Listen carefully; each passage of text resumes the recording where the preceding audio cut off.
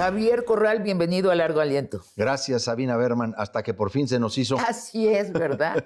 Eres quien diseña el proyecto contra la corrupción de la 4T. Lo primero que causa confusión en la gente es cuando la 4T dice que abatió ya la corrupción y se está refiriendo a la corrupción estructural, es decir, al dispendio que había en los gobiernos anteriores. Claudia Sheinbaum cifra ese ahorro de dispendio en 2,5 billones de pesos. Describe qué es la corrupción estructural. La corrupción estructural es la corrupción que atraviesa a las instituciones, a los poderes, que no se queda solo en el ámbito público, que incluso atenaza a amplios sectores de la sociedad, sectores que son incluso muy influyentes en la relación entre la sociedad y gobierno, los grupos de abogados o la abogacía en general, los grupos de notarios públicos, los grupos empresariales, los contratistas, amplios sectores en el que también debemos incorporar a los propios medios. Y esa corrupción es estructural porque se ha convertido en sistémica, se ha convertido en un problema persistente. ¿Está amparada por las leyes esa o no? Está amparada, sí, eso es muy importante tu pregunta, está amparada por un diseño legal disperso, en muchos sentidos muy desfasado. Por ejemplo, penalmente, seguimos coexistiendo con figuras del tipo penal de hace 30 años. Han tenido algunos cambios. Esos tipos penales configuraron el acto corrupto como una conducta estrictamente individual. Ya no actúa así la corrupción. La corrupción actúa en redes, utiliza mecanismos muy sofisticados, financieros, tecnológicos, y se vincula a nivel internacional, tiene un carácter transnacional. Entonces, estamos enfrentando un problema de corrupción por diseños legales equivocados, incluso algunos de ellos pensados a propósito para que las cosas no terminen por castigarse.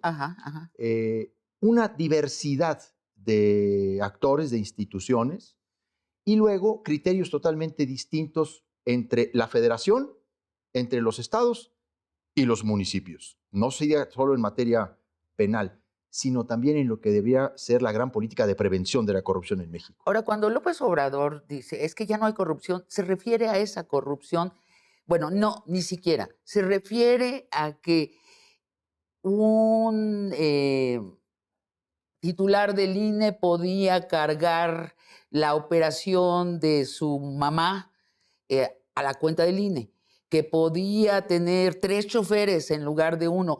A esa es la que se refiere López Obrador, a este dispendio del Estado en sus funcionarios. Pero la otra corrupción sigue. Mira, acá estuvo Raquel Buenrostro, secretaria de Economía actual, titular anterior en el SAT, y le pedí que calculara la corrupción actual, la de ahorita, la de la 4T, y dio una cifra. Dijo, calculo conservadoramente que es el 20% del presupuesto. Es gigantesco. Es gigantesco y lo más... Bueno, quiere decir que de cada 5 pesos, 1 peso se lo roba un burócrata. Es decir, y todavía peor, de cada 5 decisiones que se toma en la burocracia, una es una decisión equivocada para el país y beneficiosa para el burócrata personalmente. Es enorme. Es enorme. Realmente no hay ahora una posibilidad precisa de cuantificar el costo de la corrupción porque nos faltan muchas fuentes de información y porque hay muchos procesos opacos en el país. Porque tendríamos que tener mucho cuidado cuando hablamos del conjunto de la corrupción en México, porque según el filtro ideológico, político o partidista, pues hay quienes ponen la mirada en el gobierno federal, otros lo pueden poner a nivel estatal o en los municipios. El gran problema es que esto acontece en los muy diversos niveles de gobierno, en materia de compras, de adquisiciones, de procesos de obra, otorgamiento de concesiones. Cuando el presidente López Obrador saca su pañuelito, se refiere a la corrupción que él ha evitado, de la que él puede dar ejemplo. No se puede negar que López Obrador históricamente ha terminado con la figura del presidente broker, ese vértice de los negocios y la política en México, porque el gran problema de la O corrupción, la bisagra entre el poder económico y el poder político. es correcto, era un broker. Bueno, pues por eso Peña Nieto terminó con una Casa Blanca. Cedillo en este despacho llamó a los accionistas de Televisa y él fue el que les arregló que fuera Azcárraga Gallán el que se quedara con Televisa. O sea, sí era el broker de la nación, Es que el presidente de la República era el gran, pues ahora sí que amarrador de los grandes negocios en el país. Es lo que López Obrador ha dicho, la separación del poder económico del poder político. Sí. Bueno, esa corrupción que era tan importante, que era tan crucial, él puede decir efectivamente que ya no existe. Pero esa conducta personal, ese ejemplo de honestidad personal no ha sido suficiente para irradiar y contaminar y contagiar a muchas estructuras. O sea, decía que había que barrer las escaleras de arriba abajo. Pues Pues sí, funcionará para las escaleras, pero en la corrupción no funcionó. lo que sucede ahora es que hay que seguir barriendo Le apostó los demás demasiado al escalones. idealismo el presidente. Es idealismo, pero también en esta materia ya se ha demostrado que ese voluntarismo, ese simbolismo político que él le impregnó al combate a la corrupción requiere también Sí. de intervenciones institucionales, de mecanismos De vigilancia. de modernización, de uso de tecnología, de aplicación correcta de los recursos en una materia como esta, que es tan sofisticada. Antes de entrar de lleno a la descripción de lo que propones como un modelo de anticorrupción, te pregunto, ¿qué tanta corrupción hubo en el peñismo, en el Yo creo que gobierno estamos anterior del hablando, PRI? yo creo que estamos hablando en el tema de Peña Nieto, del presidente más corrupto y corruptor de la historia de México, o por lo menos de los últimos 50 años. Yo creo que ha habido dos grandes procesos corruptores en México. La corrupción en la que terminaron los procesos de privatización con Salinas y lo que eso conllevó en términos del privilegio de una élite económica que se enriqueció con esos procesos de privatización. De hecho, se privatizó la televisión pública en México. En realidad, bueno, tampoco sabemos si Salinas vendió o compró Televisión Azteca, pero es muy probable que haya sido las dos cosas, ¿no? Y luego la de Peña. Bueno, sí lo sabemos, Javier. Claro o sea, que lo sabemos. Se lo vendió a su hermano. Así es. Y además, ahora sabemos, nos lo dijo aquí Genaro Villamil, que estudió el asunto, que había orden del presidente que todo este comité que revisaba las ofertas de los distintos ofertantes del país, tenían orden de dárselo a su hermano, Sí, claro. al señor Raúl Salinas, que era el socio de Ricardo Salinas. Es ese periodo del 88-94 es uno de los procesos corruptores más fuertes con el sector privado a partir de privatizaciones y desincorporaciones. Con Peña Nieto, los grandes negocios, a través de la infraestructura, a través de los medicamentos, a través de la venta, el derecho de perforar yacimientos de petróleo. Bueno, todo el tema energético. A ver, la electricidad. Incluso cómo fueron dejando de desinvertir en las empresas estratégicas del Estado en energía, en electricidad, cómo las fueron abandonando en términos de mantenimiento para luego provocar la reforma energética privatizadora que se vino en el 2000. Javier, déjame hacerte una pregunta, si quieres, ingenua. Tú que los conociste. Y los combatí.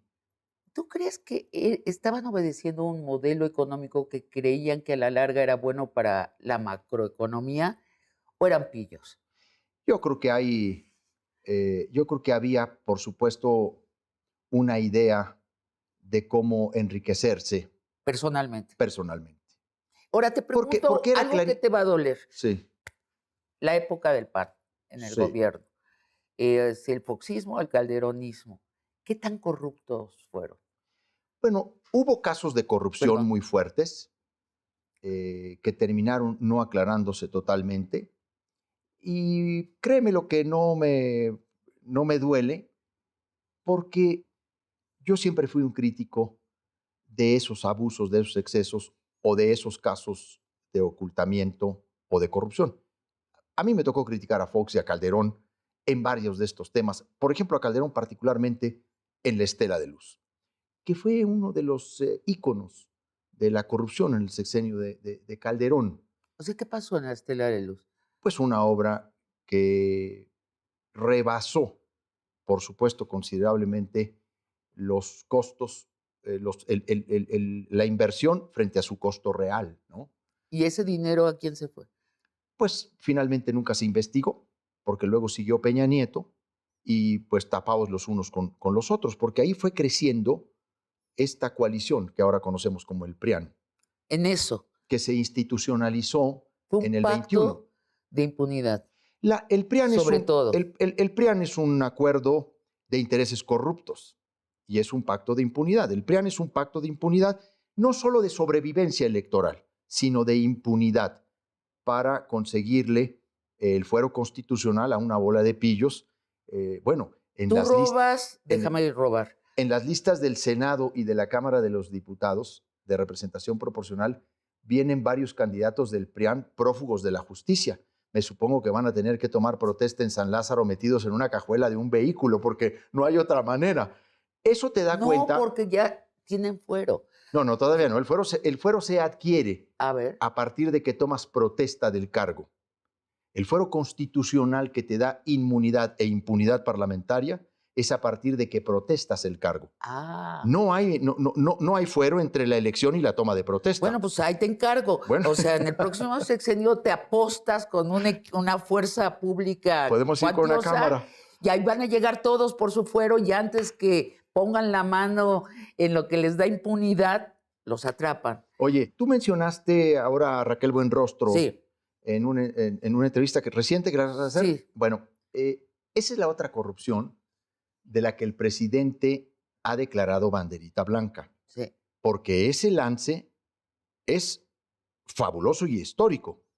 De toda esta recuperación que se ha hablado, de los casi 2.4 billones de pesos en términos de recuperación de recursos que antes estaban en el ámbito de la corrupción, 1.3 billones pertenece precisamente a la recuperación que el SAT hizo dentro de un programa de regularización de grandes contribuyentes. Y estamos hablando de grandes contribuyentes calificados a sí mismo por el SAT a partir de 1.500 millones de pesos al año, ¿no? Para poder ser catalogado como tal. Bueno, la 4T solo abordó 5,000 de los casi 11,000 contribuyentes que existen en el país y que representan pues casi el 70% de los ingresos. Ah. Por esa vía de combatir la elusión y la evasión fiscal, se han hecho de casi 1.3 billones de pesos. Y entonces dice uno, bueno, ¿y antes cómo se hacía o qué pasaba? Bueno, esa cifra nunca sobresalía la cantidad de 50,000, cuando mucho, yo creo que a la mitad del gobierno de Peña, esa cantidad anduvo en 60,000 millones de pesos. Bueno, en los años, y particularmente cuando Buenrostro llega al SAT, ¿no? El primero es de Margarita Ríos Farjat, recuperan más o menos lo mismo que había recuperado en el último año Peña, pero luego empieza este programa de combate a la elusión y la evasión fiscal y empiezan a recuperar 150,000 millones y luego 180,000.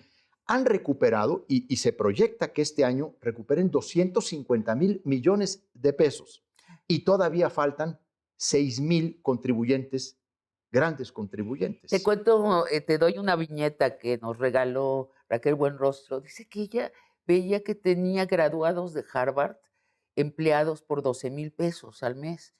Y decía, ¿cómo es posible? Los empezó a revisar y estos graduados de Harvard o Princeton o Yale, de grandes universidades norteamericanas, estaban pagados por grandes contribuyentes. Asistían al SAT, pero su único trabajo era evitar que les cobraran los miles de millones de pesos a sus verdaderos jefes. Imagínate nomás todo lo que eso implica en términos de corrupción. Ahora, Javier, estas redes de corrupción que llevan 30 años o más instaladas en México, Se va un gobierno, llega otro y se ponen a trabajar para los funcionarios de ese gobierno, para ayudarles en sus tranzas. Se van esos funcionarios, llegan otros y siguen trabajando las mismas personas. ¿Se puede desarticular esas redes permanentes? Sí, ¿Cómo? y responde a una reingeniería mayor, que es lo que Claudia Sheinbaum se ha propuesto hacer, porque hemos platicado el plan integral. Te pregunto cómo a la vuelta de una pausa. ¿Cómo no? Con mucho gusto. El combate a la corrupción solo será posible en términos de una visión integral, una política de Estado, Sí. como lo estamos planteando, solo y sí a la par hay una profunda reforma del sistema de justicia en México, tanto los poderes judiciales locales como federal, y métodos disciplinarios distintos para los jueces y magistrados que no estén en manos de ellos mismos. Y sobre todo, una gran legislación y regulación de el proceso judicial, desde el turno de los asuntos, porque ahí es donde empieza el problema. Si se Sí. puede maniobrar a quién le va a tocar qué caso, entonces ya desde ahí empieza mal el asunto.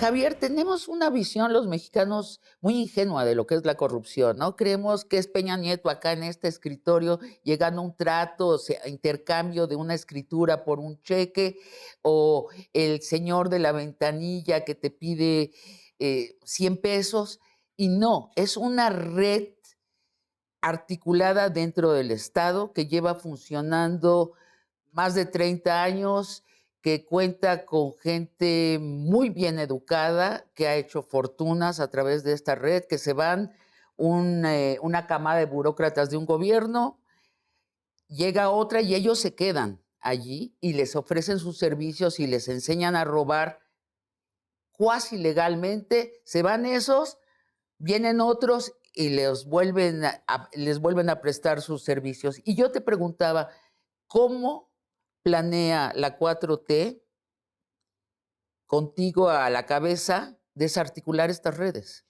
Fíjate que la doctora Claudia Sheinbaum ha partido de un reconocimiento que a mí me parece muy importante de entrada.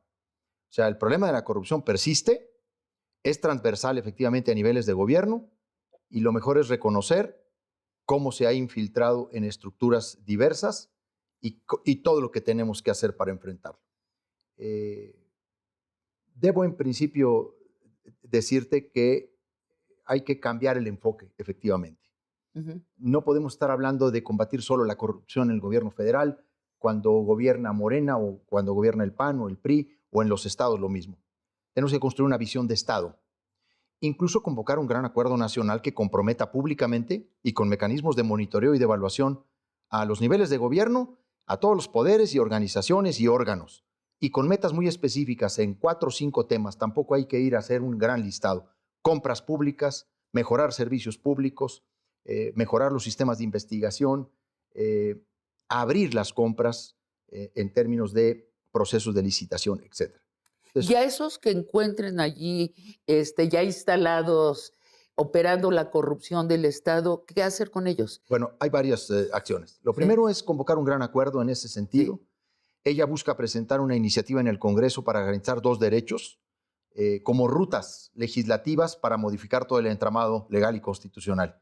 Garantizar el derecho humano a un ambiente libre de corrupción y garantizar el derecho humano a una buena administración pública. Porque son 2 grandes estrategias. Una primero de carácter preventivo y otra punitiva.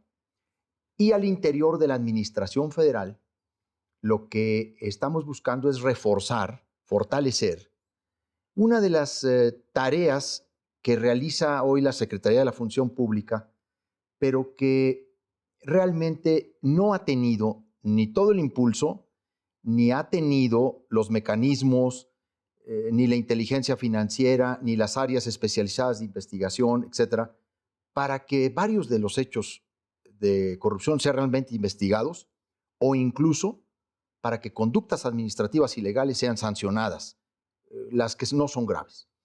Y ahí es donde ella ha propuesto crear una agencia federal anticorrupción. La coalición de enfrente ha tratado de distorsionar esta propuesta porque dicen, ahora está proponiendo una agencia federal anticorrupción que depende directamente de ella, entonces ahora se va a investigar ella misma. No, no estamos proponiendo eso. Es un FBI.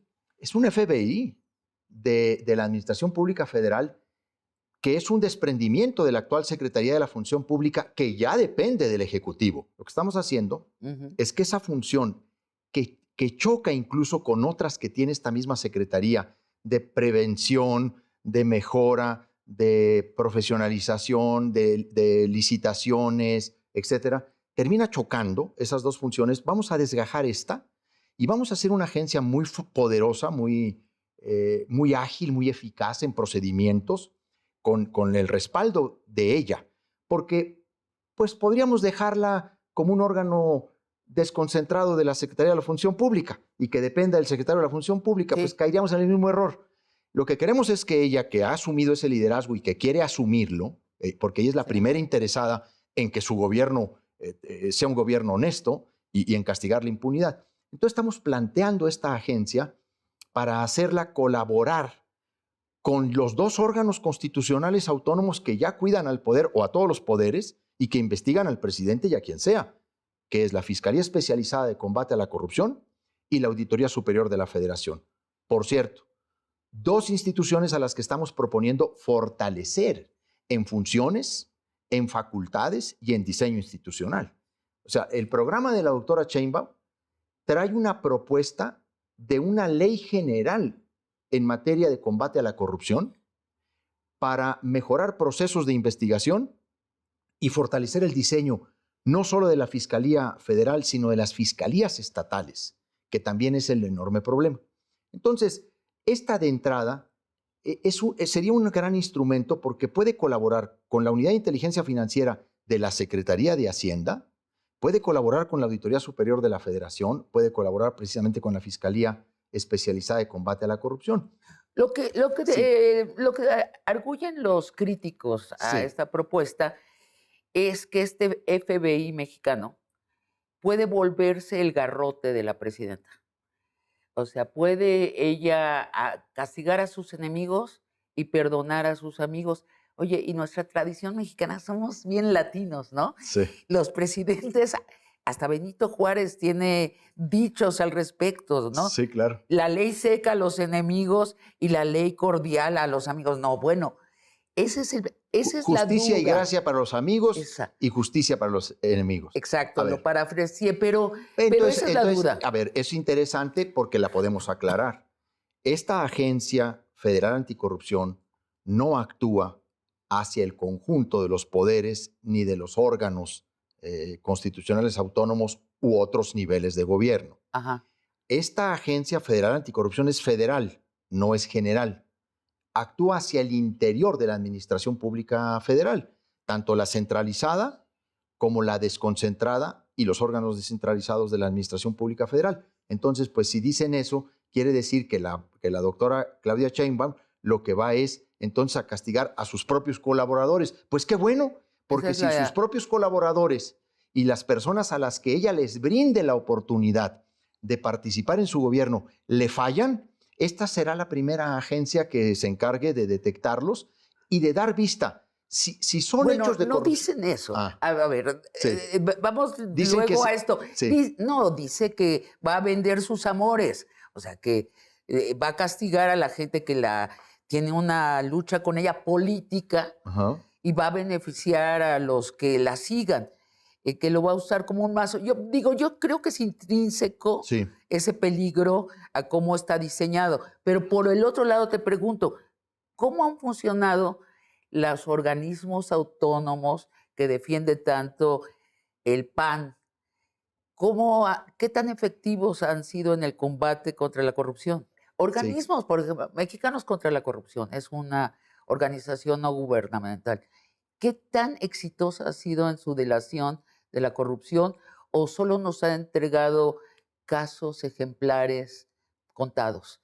O sea, porque el PAN está defendiendo los organismos autónomos y las ONGs en el combate de la corrupción bajo el alegato que de dentro del gobierno el gobierno no se va a vigilar. Tú dices, sí, sí se va a vigilar, Bueno, si está bien llevado. es que lo que hay que hacer es modernizar muchos de estos mecanismos que se dedican a la investigación de la corrupción y la sanción de la corrupción.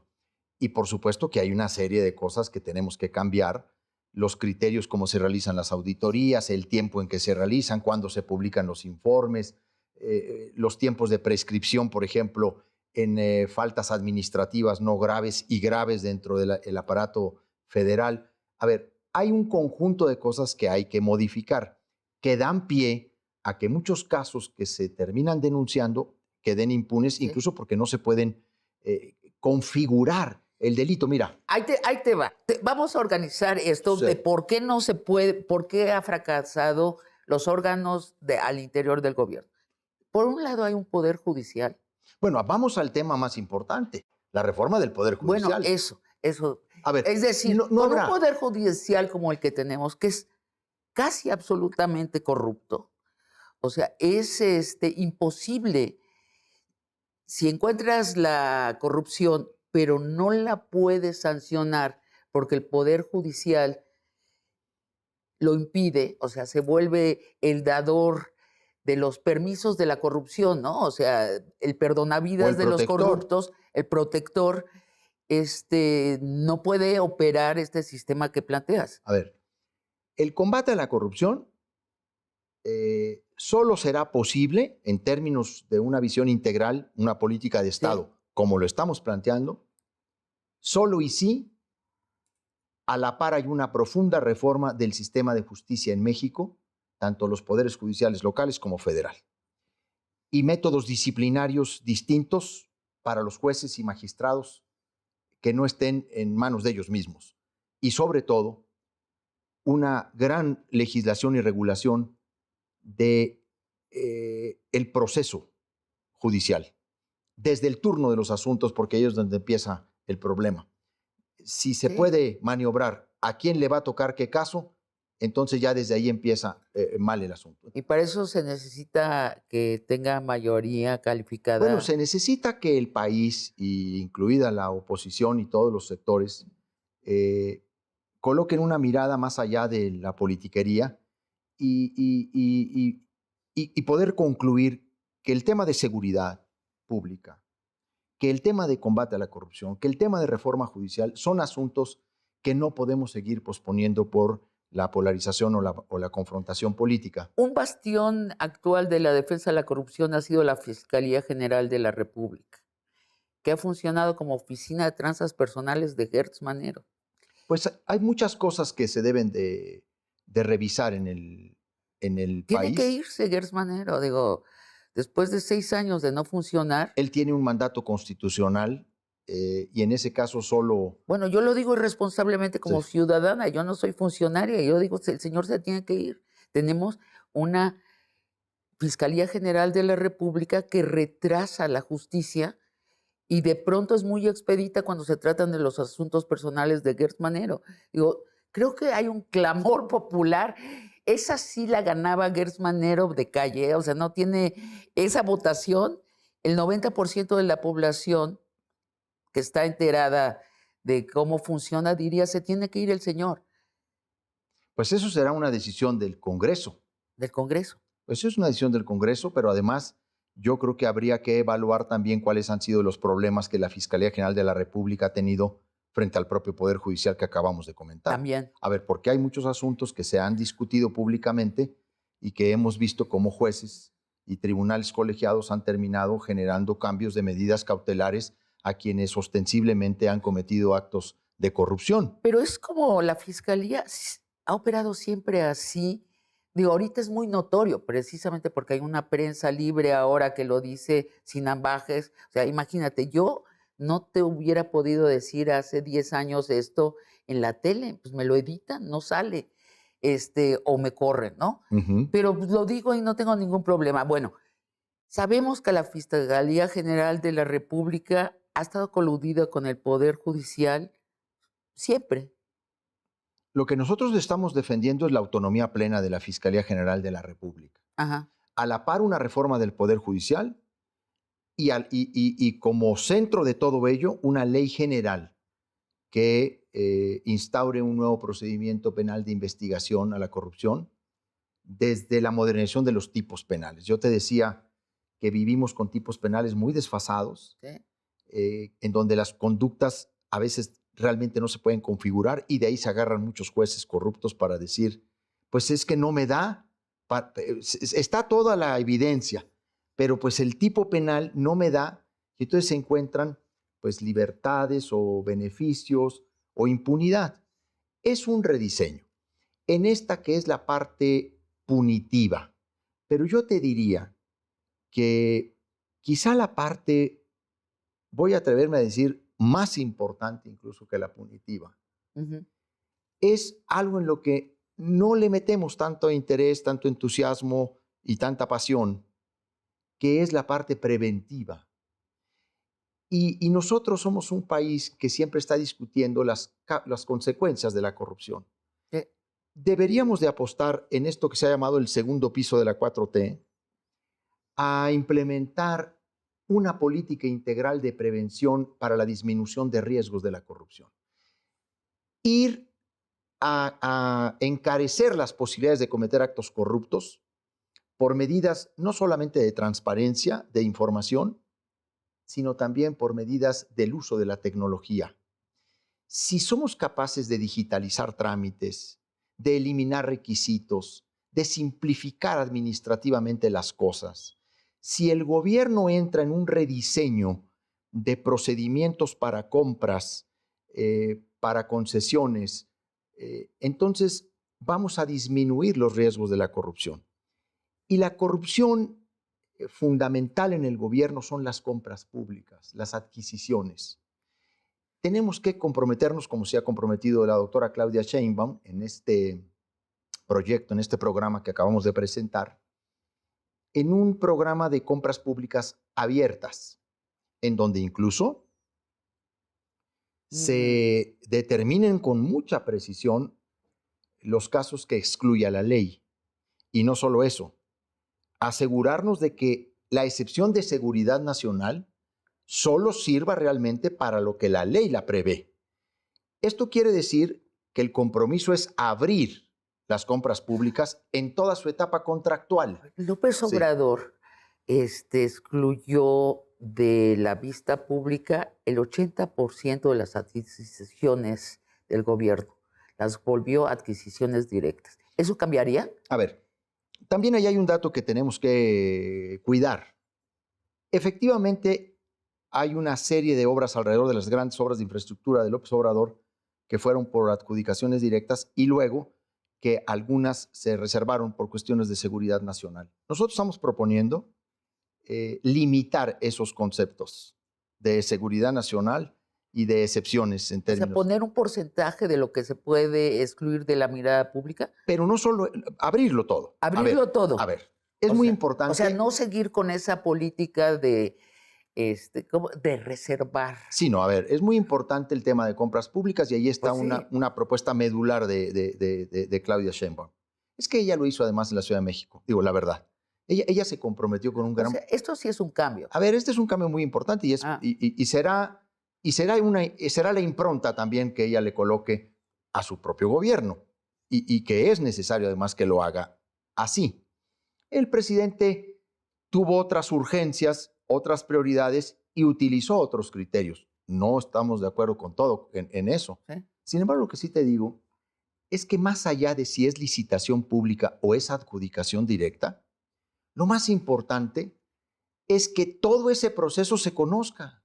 O sea, si es licitación pública o adjudicación directa, no es tan importante como importante es que se conozca desde la planeación, desde el qué hubo le qué, como se dice, desde el estudio de mercado, desde las bases de licitación y luego toda la etapa contractual hasta el desarrollo de la obra o la prestación del servicio. Va a haber mucha gente en la 4T que no va a estar feliz con Yo esto, pienso que no solamente en la 4T, fíjate en todas partes, pues, pero en la 4T que dijeron, ya llegamos nosotros, Sí. ahora nos toca.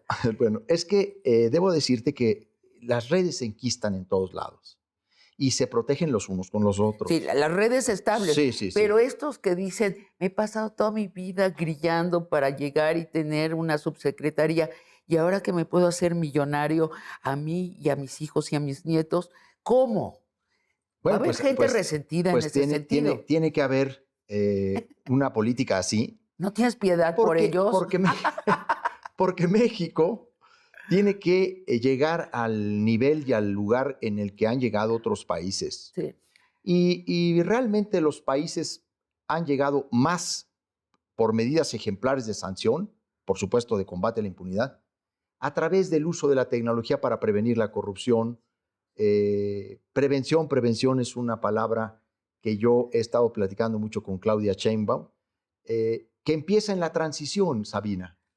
Empieza en la transición, en la limpieza o en la revisión puntual que ella tiene que hacer de los perfiles a los que invitará a las distintas dependencias, sobre todo aquellas áreas que son estratégicas en la ejecución de gasto público, no se diga de obra pública, ¿no? Sí. Y tenemos que visibilizar.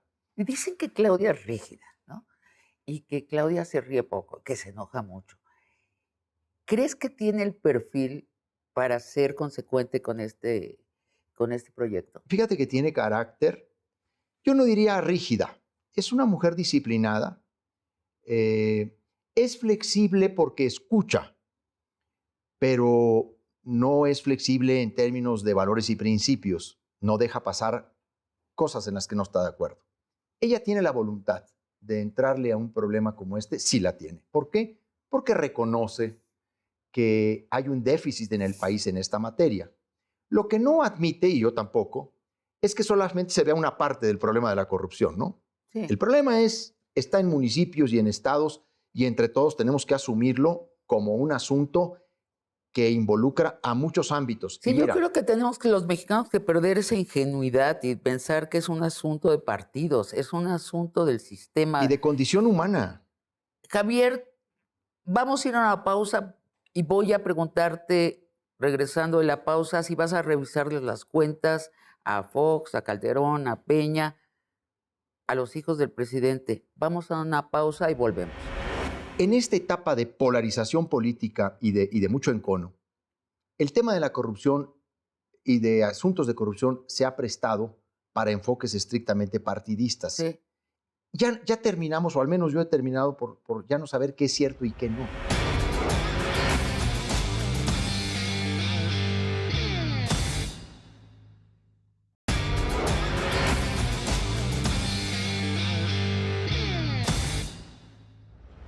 Preguntas cortas para respuestas cortas. ¿Vas a revisarle las cuentas a Fox, a Calderón y Peña? A ver, yo te quiero decir que yo soy invitado a construir un programa de gobierno en el eje específico combate a la corrupción. Supongo que vas a tener un puesto para ejecutar el proyecto que estás armando. Bueno, yo ahora he sido propuesto por la autora Claudia Sheinbaum, sí. Dentro de la lista de representación proporcional de Morena a nivel nacional como candidato al Senado. Yo desde el Senado puedo hacer mucho por estas ideas, por estos programas. Si ahí es donde yo puedo y ella cree que yo le puedo servir, ahí lo haré. Te cambio entonces la pregunta. ¿Debería revisarse las cuentas de Fox, Calderón y Peña? Yo creo que las dos entidades que hoy tienen esa obligación es la Fiscalía Especializada de Combate a la Corrupción, la Fiscalía General de la República y la Auditoría Superior de la Federación. Y esa labor de fiscalización y de investigación nunca debiera estar exenta de un criterio político, de un enfoque partidista. Debiera ser siempre un deber legal y constitucional irrenunciable. Y a mí me parece que la segunda etapa de la 4T está obligada, incluso hasta para saber qué tanto es magnificación y qué tanto es cierto lo que se dice de conductas actuales, porque no solamente se trata de los sexenios anteriores. En esta etapa de polarización política y de mucho encono, el tema de la corrupción y de asuntos de corrupción se ha prestado para enfoques estrictamente partidistas. Sí. Ya terminamos, o al menos yo he terminado por ya no saber qué es cierto y qué no, porque hay mucha magnificación y hay medios. Tú dices sí debería A ver, revisarse, tiene que aunque no revisarse. haya una sanción, pero que se sepa No, qué yo pasó. creo que debe haber sanciones, por supuesto. Bueno, A pero ver, se debe revisar. Te pregunto, sí. sobre los hijos del presidente López Obrador. Bueno, la Latinus, concretamente, se ha pasado ya un año o más revisándolos y dándonos eso, indicios, pero no probados, que el primo del amigo, del hijo del presidente, se debe revisar sí o no. A ver, yo creo que es fundamental, incluso para el propio deslinde histórico del gobierno de López Obrador, que realmente se asuman esos asuntos para investigarlos, para saber de qué tamaño es y si no son realmente casos inventados o magnificados. Porque muchos de ellos están basados en audiograbaciones, pues que también se han conseguido de manera ilegal o que no sabemos si sean reales o no. A ver, hemos visto otros reportajes de Latinus, pues que realmente dejan mucho que desear en términos de, pues, compromiso ético, trabajo periodístico A profesional. mí me encanta esto de que se fueran 2 reporteros a la sierra, Oye, y que se a la encontraron Jusco, que se allá encontraron al jefe ¿no? de todo el narco O sea, mexicano. yo creo que esos excesos de Latinus, yo creo que esos Y excesos que de les Latinus, declaró además sí, a que se lo él. encontraron Sí, en el camino, ¿no? sí, ¿qué Y tal? entonces hicieron un gran diálogo. A ver, yo creo que esos excesos de Latinus Sí, han terminado por poner en duda su propio trabajo en otros sí. temas. Y realmente ya no sabemos qué sí y qué no. El presidente incluso lo ha dicho con toda claridad. A ver, si tienen pruebas, si hay elementos indiciarios, se tienen que presentar. Y si se presentan, se tienen que investigar. Es fundamental hacerlo, Sí. porque ahí está un compromiso histórico del presidente López Obrador. Su movimiento en mucho se explica, Sabina, por la bandera de la anticorrupción. La anticorrupción le da en mucho sentido a la 4T como movimiento que triunfa finalmente en el 2018. Y ese compromiso tiene que ser cabalmente cumplido por él. Sí, está incompletamente cumplido. La parte de la corrupción venial no está investigada y es bien importante. Digo, hay otras figuras que han sido de la 4T que han sido señaladas. Rocío Nale, todo el asunto del Tren Maya, se dice que costó el triple porque hubo mucha corrupción. Sí hay muchos rumores acerca de la corrupción en la 4T. ¿Tú crees que todo debería ser investigado? Nada más Fíjate, para aclarar. Fíjate, yo creo que sí, yo creo que debiéramos incluso, para recuperar la confianza ciudadana en un reto como este, que es el combate a la corrupción, tomar incluso esas investigaciones periodísticas como una base de denuncia. No le podemos pedir a los periodistas que además de críticos, sean también denunciantes, pero el Estado lo puede hacer. Por ejemplo, una agencia federal anticorrupción como la que se ha pensado, puede tomar varios de estos asuntos para saber realmente qué hay y para poder incluso orientar o aclarar a la opinión pública. Y si es cierto, entrarle con todo, y si no, también exhibir cómo los intereses mediáticos terminan ligándose a los intereses político-electorales de la coyuntura actual y han sido fundamentalmente instrumentos de golpeteo, ¿no? Hay mucho de escándalo en el tema de la corrupción, porque pues no es para menos. Lo que la corrupción nos quita a todos como sociedad, pues no solamente son unos pesos, unos millones, nos cancelan otros derechos fundamentales como el derecho a la educación, Pero a la salud. al quedar no probado, se vuelve una nube tóxica que envuelve a todos y a ti te acusan de corrupción también, o sea, pues nada más que pues ahí sí. En Chihuahua. No, lo que han dicho es que la operación Justicia para Chihuahua fue una operación que se llevó a cabo, supuestamente, con métodos de tortura psicológica. Es un esfuerzo de la actual gobernadora María Eugenia Campos para desvirtuar las investigaciones que hicimos contra toda esa mafia corrupta de César Duarte, de la que ella fue parte. porque María Eugenia Campos fue parte de la nómina secreta de César Duarte. Ella Claro. recibía dinero. Pero habría que pedirle a Maru Campos, de aquí la invitamos, que venga acá y que nos diga claramente cuál es la acusación Claro, y si hay pruebas o no hay pruebas. Porque no se vale declarar al país, al periódico El País, esto y no dar pruebas. pero además, fíjate, yo he estado, bueno, hasta ahora que me he incorporado con la doctora Claudia Sheinbaum, yo me quedé en Chihuahua. Yo decidí quedarme en Chihuahua. Incluso puse una librería hermosa, que espero que pronto la puedas conocer y estar ahí. La puse a 5 cuadras de la Fiscalía General del Estado, a 7 cuadras del Palacio. El presidente López Obrador, déjame hacerte una pequeña confidencia, espero que él también la entienda en un contexto de defensa personal. El presidente López Obrador a mí me hizo varias invitaciones a participar en su gobierno. Yo en su momento le agradecí, no vi condiciones para aceptar esas responsabilidades que él me invitó. Ya después de de varias invitaciones, terminó pidiéndome que yo fuera embajador de México en algún país. Incluso yo pregunté, bueno, ¿y dónde quiere el presidente que yo sea embajador? Ajá. Y me dijeron, pues hay varias alternativas para ti y la que tú escojas. Lo que él quiere ya es agradecerte y sobre todo que esta señora ya no te esté molestando. Y entonces les dije, pues miren, no acepté otros cargos, menos este. Primero, porque no quiero ser embajador. Y segundo, porque no voy a dar la impresión de que estoy huyendo. No voy a cometer el error de que estoy protegido por López Obrador, porque luego también se hicieron embajadores a otros exgobernadores, en donde bien a bien no sabe uno cuál fue ahí la contraprestación. Y entonces yo quería dejar con mucha nitidez mi posición y mi postura. Y entonces el tema, Sabina, es que yo los he estado esperando todo este tiempo. Pues es pura guerra mediática, es puro lodo lo que me ha echado María Eugenia Campos, porque sabe que nosotros la exhibimos públicamente, porque yo no tuve ninguna, en el combate a la corrupción, yo no hice ninguna excepción. Tampoco hice sesgos, ¿eh? Yo no utilicé la función del Ministerio Público para ir contra enemigos o para beneficiar amigos. Javier, déjame contarte que inicialmente yo quería que esto fuera un debate Sí, sobre la corrupción.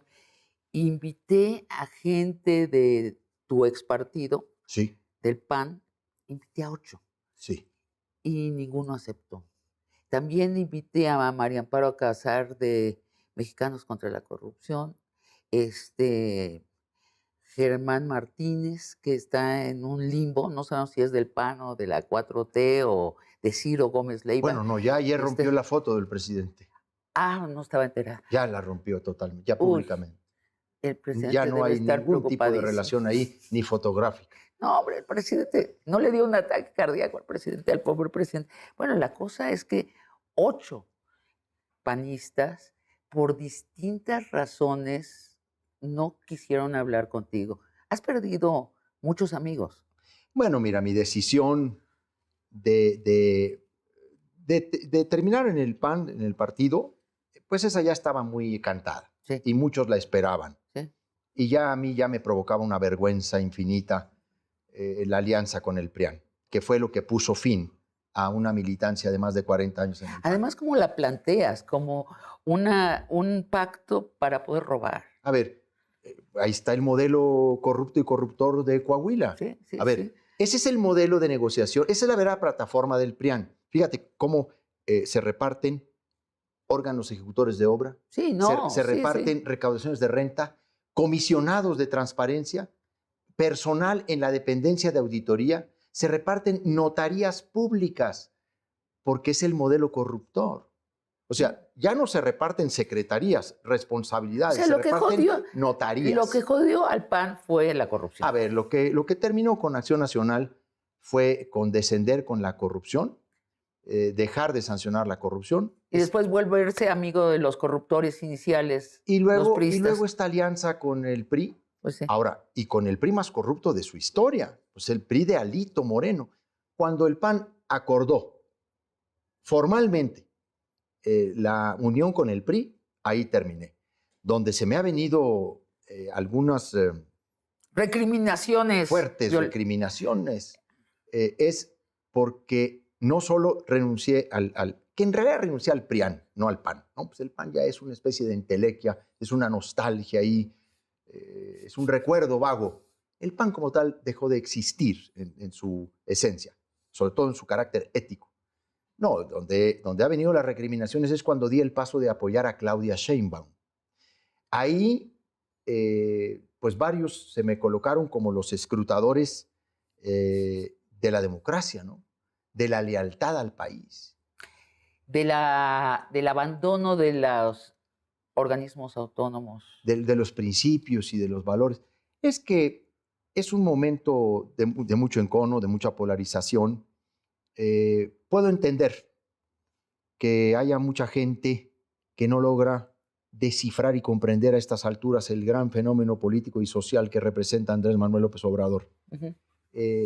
Porque hay mucha soberbia en muchos de ellos, lo digo como es, han sido incapaces de comprender que ese vínculo del pueblo con López Obrador está tejido mucho más que de dádivas en las que han convertido esa relación, porque terminan humillando al pueblo con eso, terminan minimizando al pueblo, terminan colocándolo como un retrasado mental a la gente, ¿no? Y a partir de ahí, todos los que están con López Obrador somos traidores. Yo creo que han tejido un relato satanizando cada uno de los actos de la 4T, no que sea perfecta la 4T, sí, obviamente no, claro que no, tiene errores, tiene corrupciones, tiene rezagos, pero han tejido un relato que sataniza cada uno de los hechos y no reconoce ni un centímetro de logros, y el resultado es que luego de 6 años de estar encapsulados en este relato, cuando ven que Javier Corral,